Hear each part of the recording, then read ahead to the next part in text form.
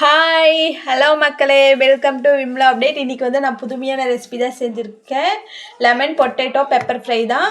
அதுக்கு வந்து பாயில் பண்ணி வச்சுக்கணும். நல்லா பொட்டேட்டோவை பாயில் பண்ணதும் அதே ஒரு 5 நிமிஷம் கழித்து நம்ம தோல் உரித்து வச்சுக்கலாம்.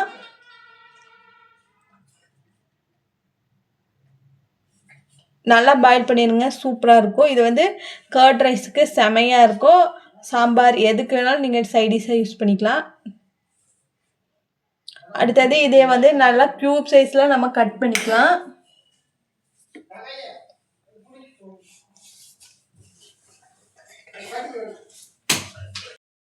நல்லா க்யூப் சைஸாக கட் பண்ணிவிட்டு இதை வந்து ஒரு பவுலில் போட்டு வச்சுக்கலாம்.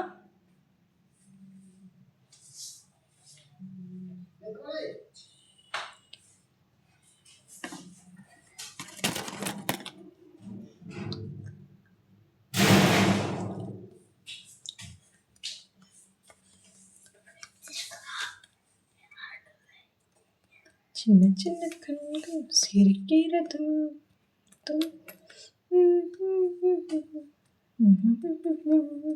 அடுத்தது நம்ம வந்து லெமனையும் கட் பண்ணி எடுத்து வச்சுக்கலாம்.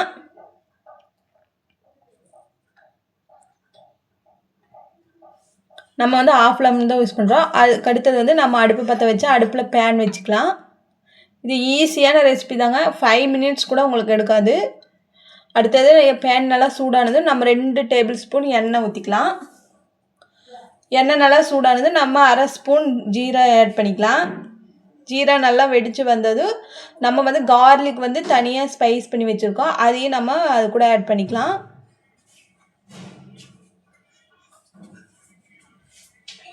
நீங்கள் ஜீரா வந்து ஆப்ஷனல் தான், நீங்கள் போடவும் தேவையில்லை, தேவைப்பட்ட உங்களுக்கு நீங்கள் போட்டுக்கலாம். அடுத்தது வந்து நம்ம வந்து கருவேப்பிலை வச்சுருக்கோம்.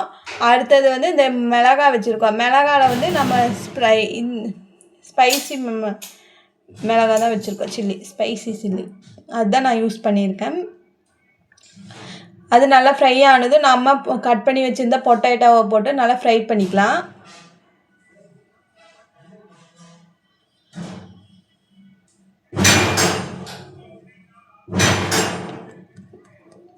கொஞ்சம் சப்போர்ட் பண்ணுங்கள் மக்களே. நான் சமைக்கிறது நல்லா இருக்கா நல்லா இல்லையாங்கிறது கூட கமெண்ட்டில் சொல்லுங்கள்.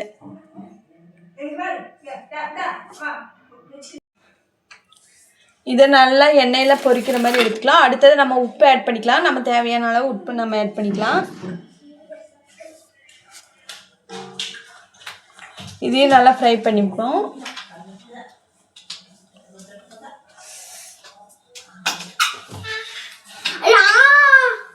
நல்லா ஃப்ரை பண்ணிக்கலாம். இது வந்து கர்ட் ரைஸ்க்கு செம்மையாக இருக்குங்க இந்த டிஷ்ஷு, ட்ரை பண்ணி பாருங்கள். அடுத்தது நம்ம கட் பண்ணி வச்சுருந்த லெமனை பாதி ஊற்றிக்கலாம். அது 1 டேபிள் ஸ்பூன் அளவில் ஊற்றிக்கலாம். ஊற்றுனது நல்லா வெடிக்கும், நல்லா ஸ்ப்ரே ஆகிடும். அடுத்தது நம்ம பெப்பர் பவுடர் சேர்த்திக்கலாம். 1 ஸ்பூன் அளவுக்கு நான் சேர்த்திருக்கேன். சேர்த்து இதையும் நல்லா ஃப்ரை பண்ணிக்கலாம்.